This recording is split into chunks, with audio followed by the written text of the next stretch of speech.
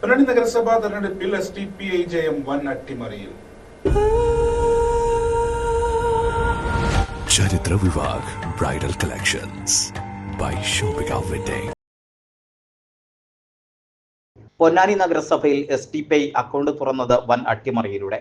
49-ാം ward MES കോളേജിൽ നിന്നാണ് SDPI Ponnani നഗരസഭയിലെ ആദ്യ വിജയം സ്വന്തമാക്കിയത്. SDPI മണ്ഡലം കമ്മിറ്റി അംഗം അബ്ദുൽ മുത്തലിഫാണ് ഇവിടെ നിന്ന് തെരഞ്ഞെടുക്കപ്പെട്ടത്.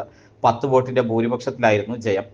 ശക്തമായ ത്രികോണ മത്സരമാണ് വാർഡിൽ നടന്നത്. LDFും UDFും യുവ നേതാക്കളെയാണ് രംഗത്തിറക്കിയത്.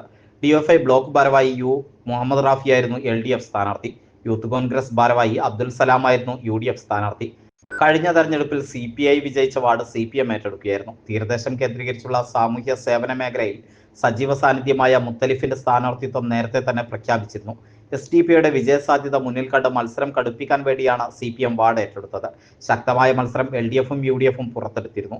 മുത്തലിഫിന്റെ വാർഡിലെ സ്വാധീനം ഉപയോഗപ്പെടുത്തി ജയിച്ചു കയറാനാകുമെന്ന പ്രതീക്ഷ SDPIക്കുണ്ടായിരുന്നു. നഗരസഭയിൽ മറ്റു 3 വാർഡുകളിൽ SDPI മത്സരിച്ചിരുന്നെങ്കിലും സംഘടനാ മെഷീനറി കേന്ദ്രീകരിച്ചത് ഈ വാർഡിലായിരുന്നു.